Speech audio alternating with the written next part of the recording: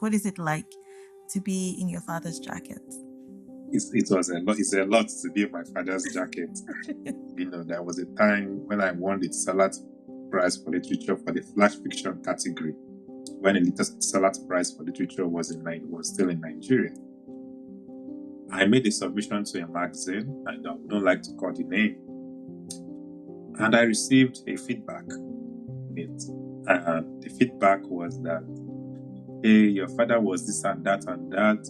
Like you are not writing up to his level.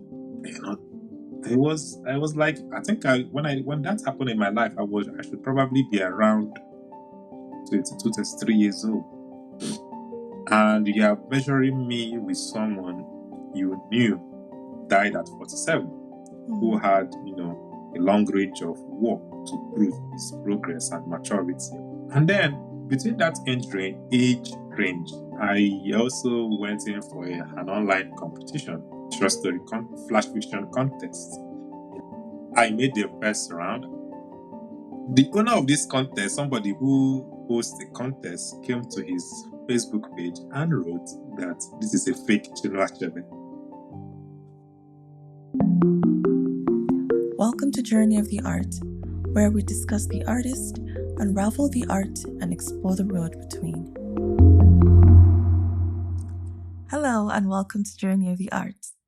Today's guest is Chinua Ezenwa-Ohaeto, author of the poetry collection The Naming.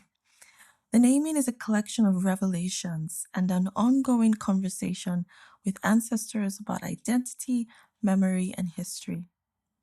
My guest, Chinua, is a Nigerian poet and academic. He's the author of the 2020 chapbook, The Teenager Who Became My Mother, and The Naming, which is the subject of our conversation today. Chinua is currently pursuing a PhD in English at the University of Nebraska-Lincoln. His works have won several awards and appeared in several literary publications. You can find out more about Chinua through the links in the description box or the show notes if you're listening to us today. Welcome, Chinua. Thank you so much, Alora, and I'm grateful to be here, to share this moment with you. I'm very thrilled that you're here today. And I'm very thrilled about your book as well. I will get to that in a moment. But before we do, if you don't know, you can find Journey of the Art wherever you get your podcasts. So check us out on Spotify, Apple Podcasts, or other platforms to listen on the go, follow the show, and leave a comment. This really helps to boost our visibility so more folks like you can discover and join the community.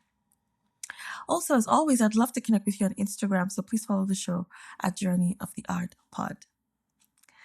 Okay, Chinua, since we're talking about naming and names, I thought I'd start us off with your name, which has a lot of meaning.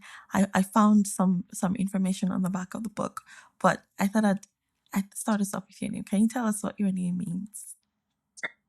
Oh, my name means my personal God should fight for me all the time. In the Igbo ontology and cosmology, we have each individual have personal God that intercede for them, between them, the human beings, and the all-knowing God, which is Chukwu Okike. Mm-hmm. Now, this personal God or gods for individuals, they guide us, the Igbo people, they protect us, they fight for us in the spiritual realm that manifests in the physical realm. So my name simply means that this personal God should always, fight for me. And I think that my name is the umbrella of all Igbo names, because if your personal God fights for you, all other names, falls in place. Yeah. Like, God fights for Chinwalomog, then you have Chidiebere, Chida, because when your personal God fights for you and you are in tune or attuned with your personal God, and in agreement, you have accepted this personal God, you're in abundance. Everything will happen for you, So I always say that my name is an umbrella name for all Igbo names. Yeah, I get that. It's very spiritual and deeply meaningful. My name also carries, well, not as weighty a meaning as yours, but I thought that would be such an interesting way to start us off. Yes. We're talking about names.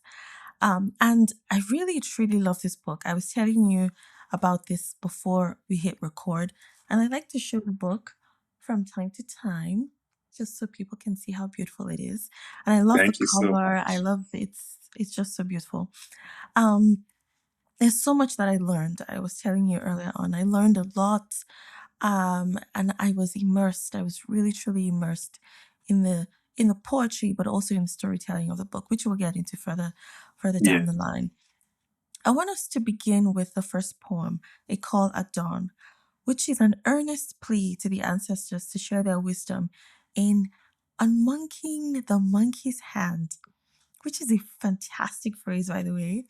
And I think it's such a great way to approach this idea of identity, going back in history to understand where it all began. Can you talk to us about the vision? Or when I say us, I'm talking about the people who are listening or watching, but can you talk a little bit about the vision that you had in mind for this poem? Oh, so my vision for this book is, to share with everyone or to remind the Igbo people as well, because now with civilization, industrialization, AI, and everything, people are, moving away from their traditional way of living. But then Mhm. again, I also say that people shouldn't move away from it, but again, be a hybrid. By hybrid, people with these new things coming in, they don't mean that you should throw away, you know, the ones that you things you already have, but you can Right. combine them, you can embrace them, and you can bring them together and even bring out new things, and they should be able to help us understand ourselves better.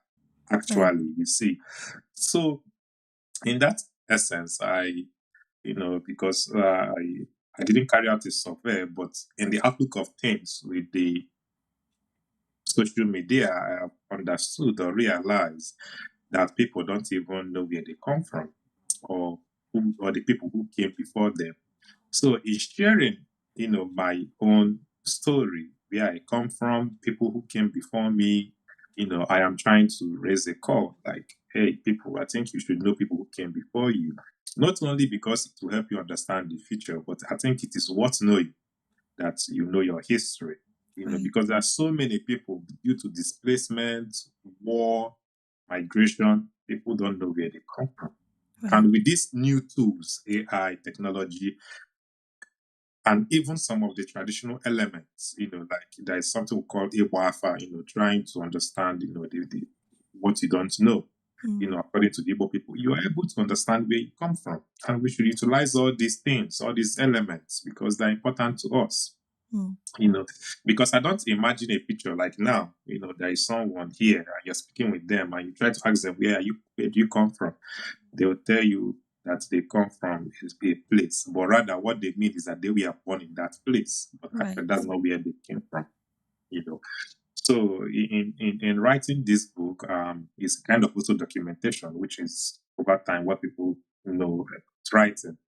So I'm trying to say this is where I come from. This is about a little thing about my history, which also is part of the Igbo history as well. And people should also pay attention to such things. Right. It is important. It is lovely.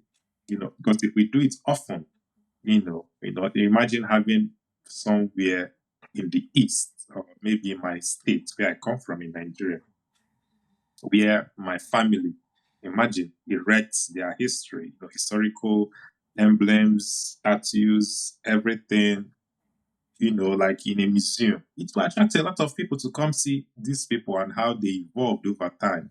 Now, you see, imagine if states erect such things for their states. Imagine what it will, the development it will bring. you know. So that's what I'm trying to do. My vision, in summary, is to say this is a call for us to understand where we come from, because Right. people who are gone are as well important as people who are living, and as important as people who come. Mm. Yes. That's very, again, very, very meaningful. And speaking about, talking about where we come from, I want to talk about Marley's lyric in two parts, or Where Does It Hurt the Most, Yeah.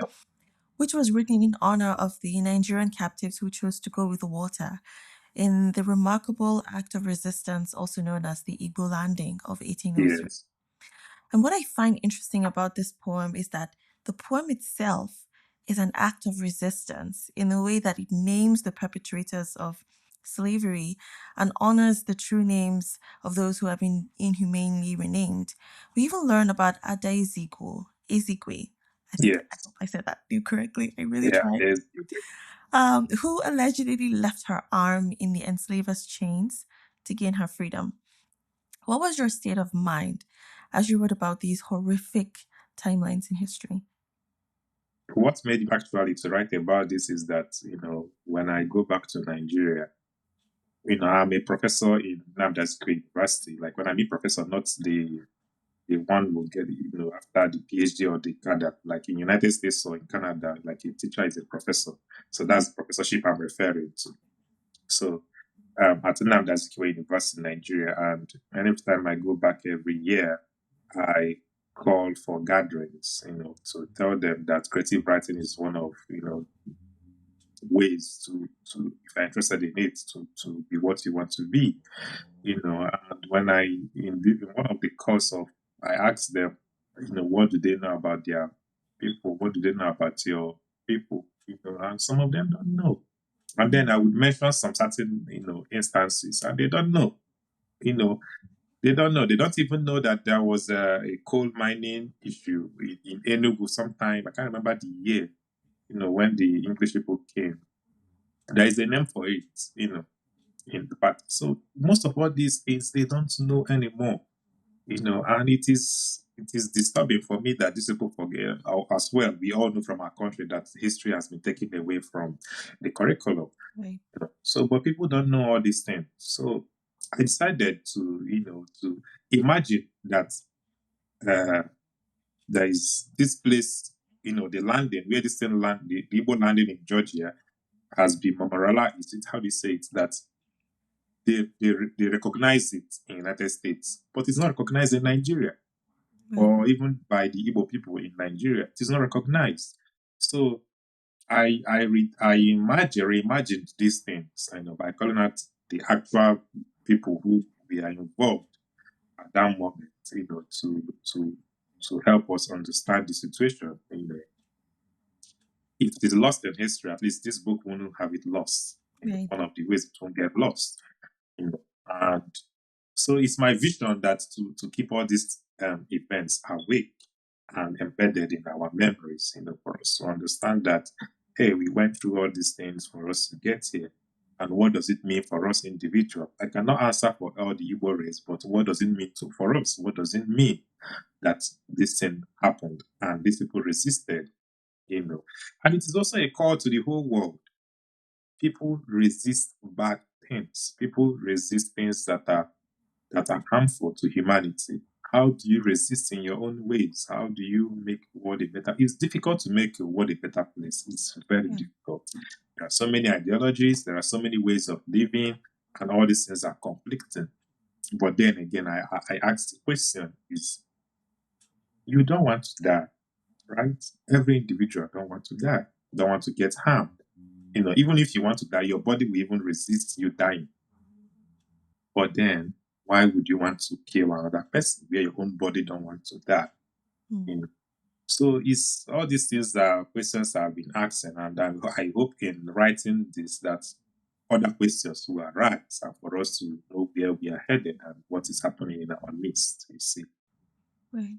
Hey, that is so insightful, and I love what you're saying about history and understanding where we come from and what has happened before, so that that can determine how we live in the present and for the future.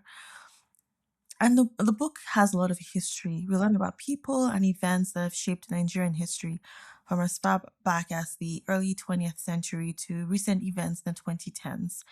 Can you tell Yes. me about your approach to the historical aspect of this work?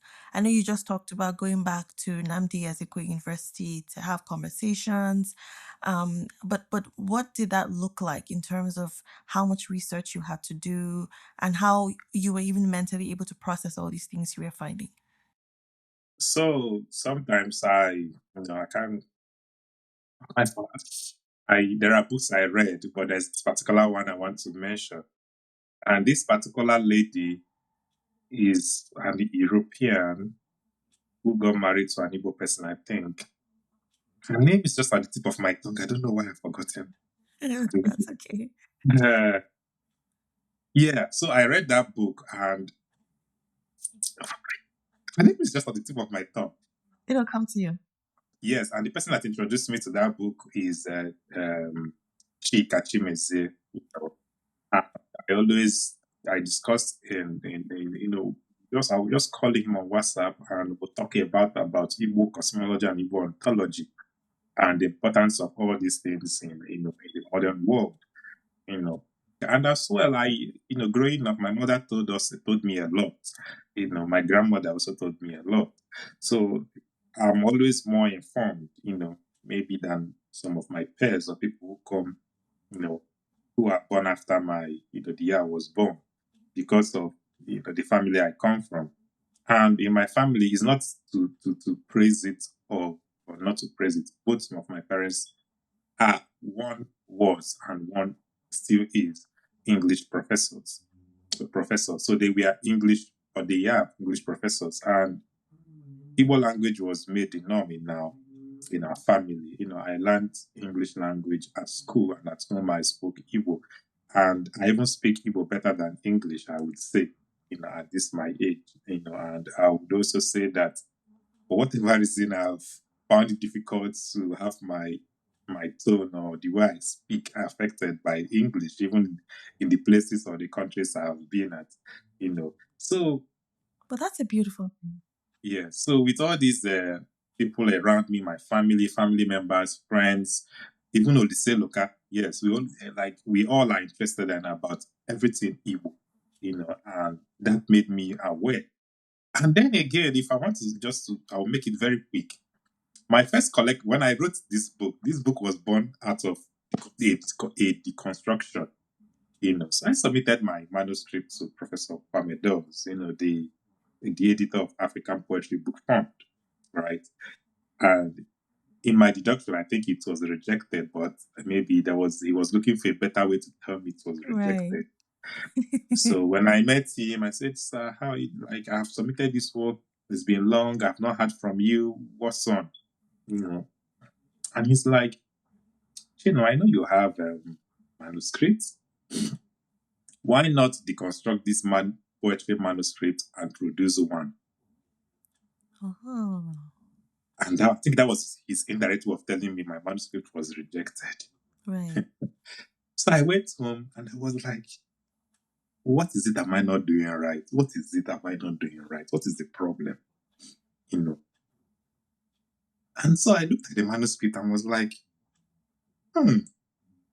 some poems, a good number of the poems have ancestry in it.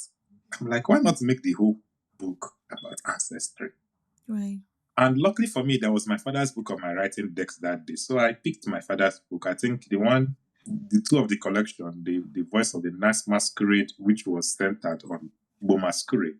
Mm. And then the other one was The Chance of a Minstrel, which was centered on Igbo minstrels, people who travel from place to place, entertain people. I said, yes, my father did something on Igbo people. Why not? Why not me do something like that? And then I said, okay, there is ancestry in this book. Let me just make this whole book about ancestors. Right. So I had to deconstruct two manuscripts to produce this one and give it its name. Right. Give it this title. And submitted it back to Professor Kwame Dawes, and after some months it was picked. Amazing. So that's how I came and taught it. I think that's that, about the question.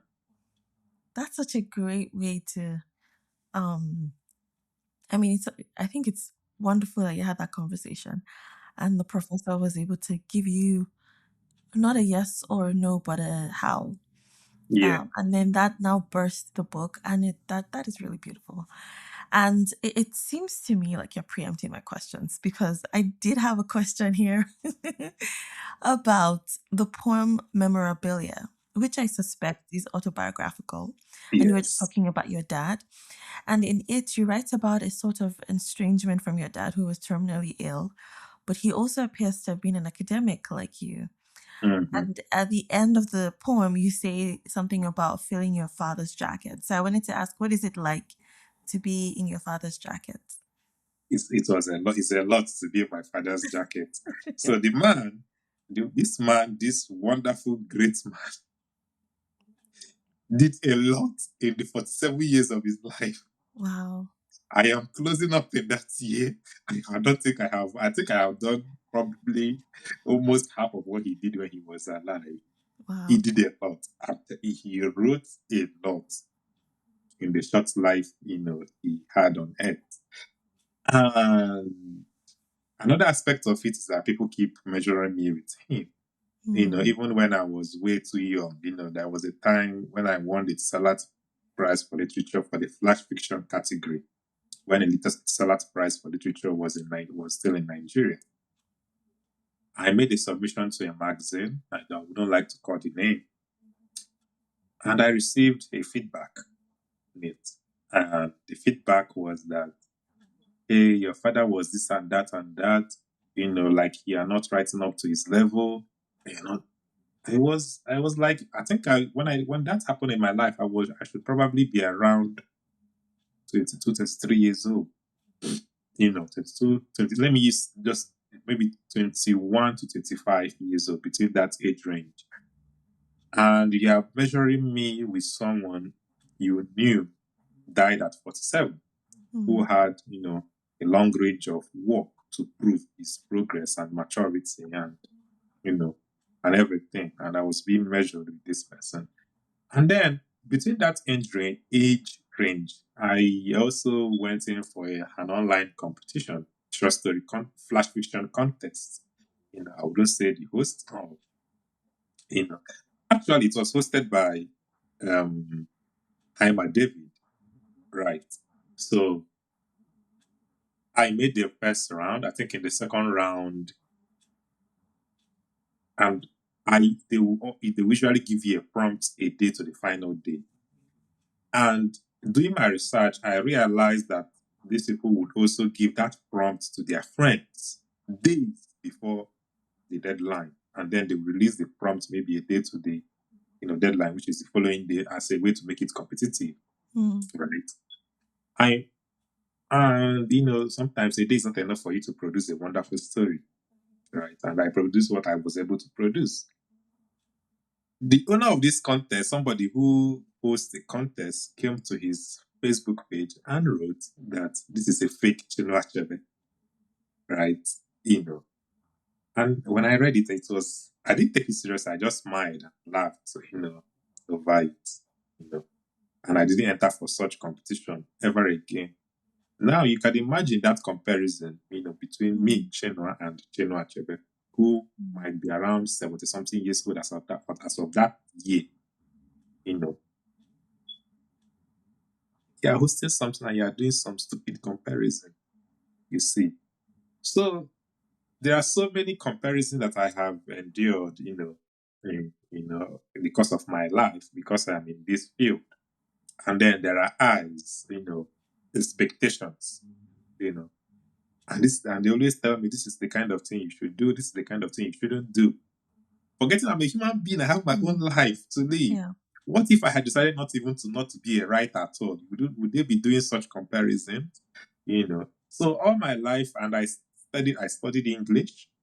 So did it in my master's and started it in a PhD that I left and completing it a PhD that I am on now.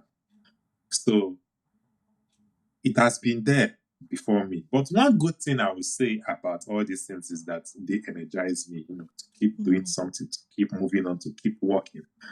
That there is a goal I set for myself. And I think I'm closing on that goal, you see.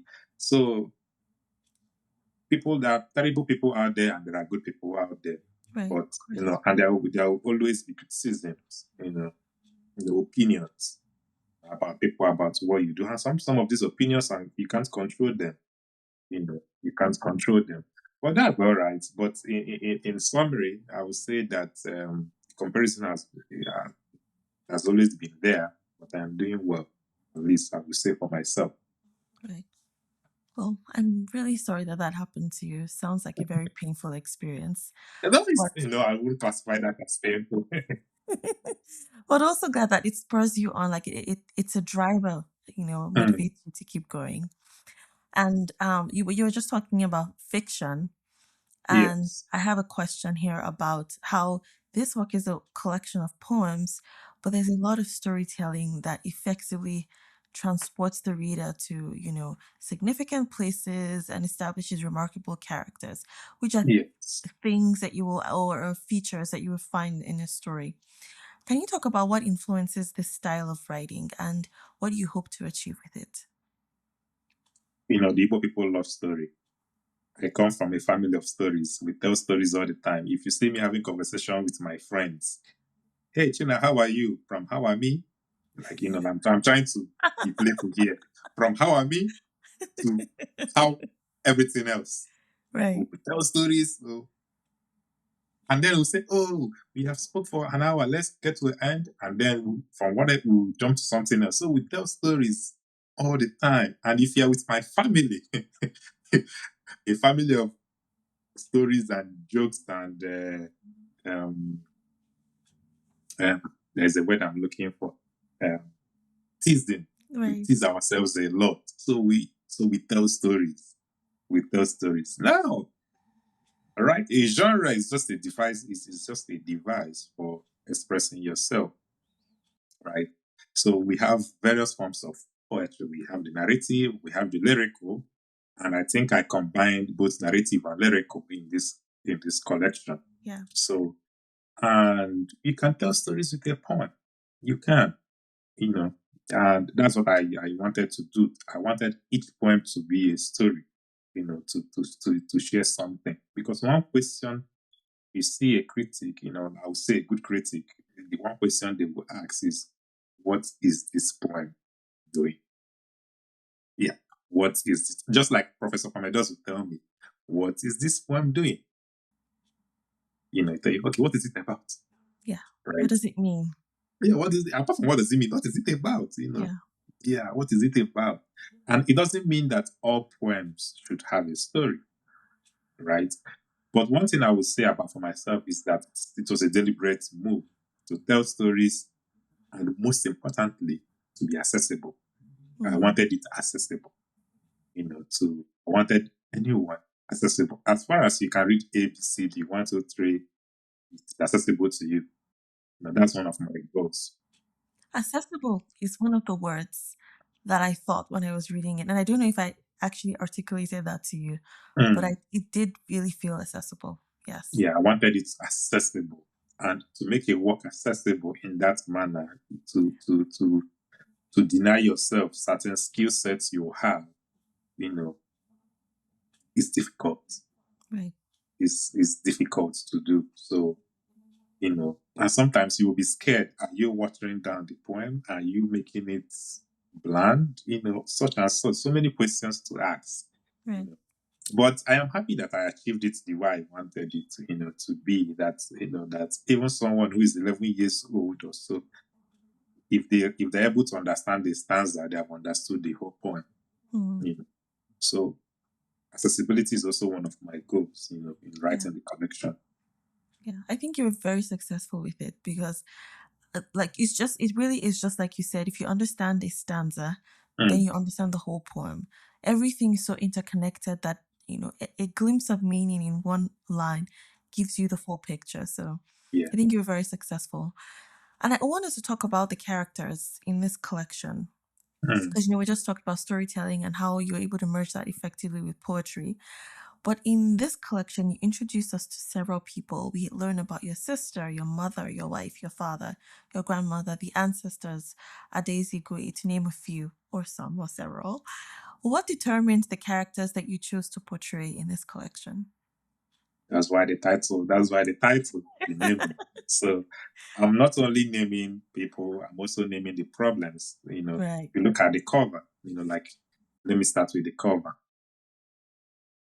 So if you start with the cover, you will see that this is me. right? Yeah. Yeah. Do you know there was a day I looked at this cover to a certain extent I thought I was this boy. And you will see that he has a clouded head. Yeah. That's his worries, Yeah. the problems disturbing this boy. And if you see his colored shirt and colored arm, his past, his Yeah. ancestors, his experiences, and you see the butterfly there and the flower there in his hand, you see that it is hope, and he's in a flower field inland. That means there is our future is going to be great. Yeah. So the naming is that it's not only am I naming, giving out names, I'm also naming the problems in my country, problems in my life, sharing it with my ancestors, Right. and for it's easier to name things for you to know what is happening, to give it landmarks or markers, to know where you started, and to also give it a finality or a recognition, because names helps you to recognize something, so giving out these names, and I didn't just start rolling out names or something, but I think there's significant in all these incidents, Right. issues that I have tackled in the collection. Imagine an experience without a name, or imagine a human being without a name. Yeah. Yeah. Yeah. Even some people, in place of names, they give it numbers. Number one, it is a name. Number two, it is a name. Right. But then again, people say that human beings are good at naming things, even to the extent that we named bombs, named hurricanes, named disastrous things. Why do we name them? It's for us to recognize them, to remember them easily, Right. right? So that's why I use these names. Some of them are real, some of them are reimagined. Right. That's so beautiful. And I love the little description or expose that you gave us about the cover, because when I got the cover, I looked at it for a while and I was like, this cover is telling me something. It's a Yes, very um it's a very expository design, I would say. It yes. if it speaks if you take the time to listen to it. So I really appreciate you doing that. Thank So you. I don't want us to close out this segment of our conversation without talking about the poem Okuzu, and I hope I'm saying that Oh, correctly. How do I say Okozo, that word? Is it Okuzu? Okozo, yeah, Okozo. Okuzu. Yeah, Okuzu. it's a place in Anambra State. Right. It's close to Oka. Yeah. So it is a poem in which a brother rides his bicycle for 118 miles to find his brother among the injured during the Biafran War. And it's a Yes, story of hope in one of the darkest events of Nigerian history. But it's also a story that you heard from someone that you refer to as a man of pun, goodness, and height. Can you talk a yes. little bit about this poem? So, thank you for picking out this poem. So, my friend Abuchimo Adelem, who is also in United States in University of Arkansas, we Right. also talk a lot. I forgot to mention his name when I was talking about people I have discussions with regarding His name Igbo is in the people. book. I couldn't say his name, so I pulled out the description. Yeah. So he writes about the Igbo ontology and cosmology as well. Mm, One of his book was longlisted in 2021 Nigerian Prize for Literature Drama category, where he wrote his book was about in astro travel and bilocation. mm. So, we are talking about the Biafra war. He told me this story. And Abuchi, I am 6'1", but Abuchi is about 6'4". So he's actually He's tall. tall. Yeah, he's actually tall. That's why I say the man of fun, and he jokes a lot. Anybody who cracks jokes is my friend. And he's also a man of good, his goodwill, and that's why he told me this story, because this story is between his father and his father's brother. Oh, So it okay. was his father's brother who was caught up in the war, and his father was one who rode from where the bomb, because where if bomb land, Enugu was kind of the central. Mm, If anything happens anywhere in that, I think that period, I don't, if I remember correctly, Anambra has not been divided at that period. during the Biafran War. So it was whole of one place, I think Anambra was part of Enugu at that period. So, and Enugu was the central, and that was where you have the good hospital. So when the stuff happened in Okozo or the neighboring town where the bomb landed, because they are from Okozo, but this brother went to the neighboring town, to Otuwacha to buy, food items, and he was caught up in the bomb blast. So the Red Cross that was available then took this young man to Enugu for treatment. So the elder brother left his workplace, came, looked for the brother, and rode his bicycle. It was it will take you, I think it will, in my calculation, from Okozu to Enugu, depending on the location in Enugu, because I don't know the location in Enugu, it can take you a whole day to ride that bicycle from that place to Enugu.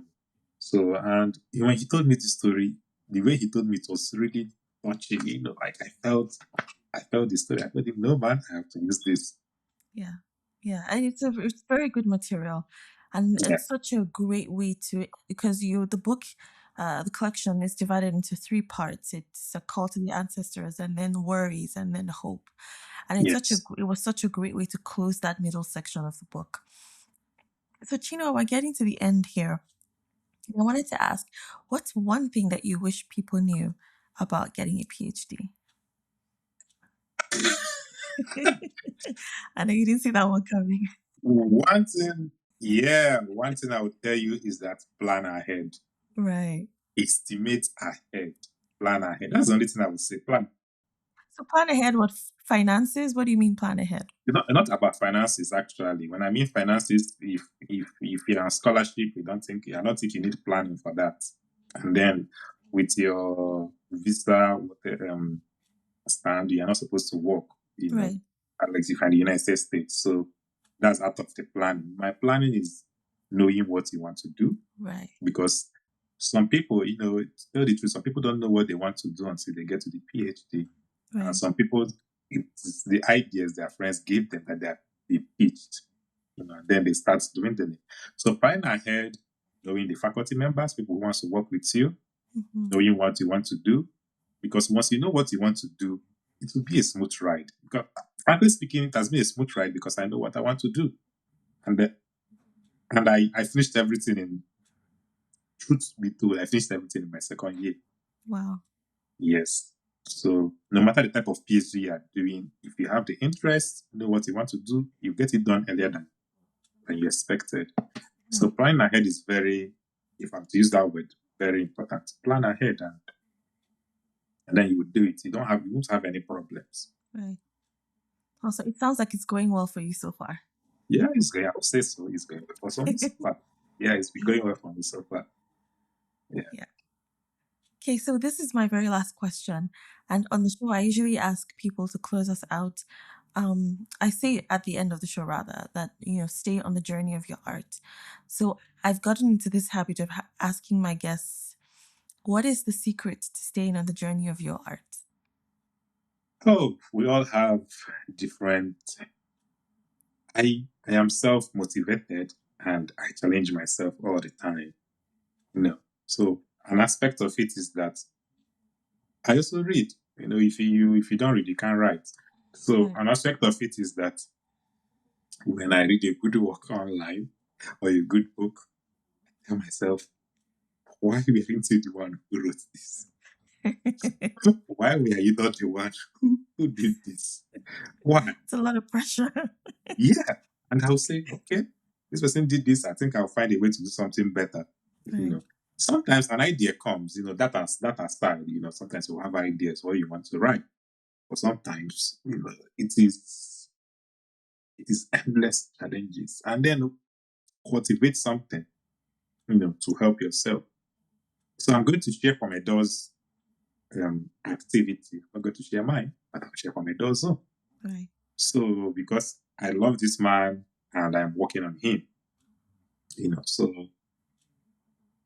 Kwame Dawes, whenever he visits the city, he goes to he gets a booklet or something. Should I call it a diary, like an empty A book where you notepad. can write a notepad. Thank you so much. Then he goes to the museum of that city. It's kind of an ekphrastic something, but he just looks at the pictures in this museum and responds to them. There must be something you will see, something will attract you to them, respond to them. People do these things in different modes, different ways. But for me, in sharing my own, one line is enough to tell me to write something else. Right. One line, one beautiful line in a novel, in a drama, in a research work, in a research paper, even a Facebook post. I run with it. Just one line. And then there's a way you do something, even when you are sick, you are in your bed, and just like I am at this moment, your mind is telling you, you have not written something in days, you have done something, you have not done something. You see, your mind will be disturbing you, keep disturbing you. You have to do this, you have to do that. Right. It's a good thing. It seems as if you're obsessed, you are possessed, but you are not. But it's something you have developed over time. And the truth be told is that it's not everything that you write will get published. Right. It's not everything you write will make sense. Because sometimes I'll write that thing, come back to it. No, that's not me. I'm not the one that wrote this. No, I'm not the one who wrote this nonsense. Sometimes the nonsense is able to be made sense through editing. Sometimes the nonsense remains nonsense. So that's my way. That's my pattern. Oh, thank you so much for sharing that. And I agree with you. Sometimes you're able to make something out of something that doesn't make a lot of sense, and sometimes you're not, and you have to know when you should let it go. Yes. Or when you keep at it. So, well, thank you. That's a great way to end the show. And thank you for joining me today to talk about the naming, which you can get if you're watching or listening through the links in the description box if you're watching, or the show notes if you're listening to us today. You can also find out more about Chinua in those places as well, the description box and the show notes. And thank you for joining us today. Thank you, Chinua, for being here today. Thank you so much, Lola, for the wonderful platform and everything. You're welcome. On the next episode, I'll be chatting with another inspiring artist. But before then, I'd love to hear from you. Tell me what you think about this show and this episode. Feel free to drop me a note here or send me a DM on Instagram at Journey of the Art Blood. Finally, please subscribe if you're watching this on YouTube, or follow and rate the show if you're listening elsewhere. Help me connect with other artists who need a dose of inspiration today. Until next time, stay on the journey of your art.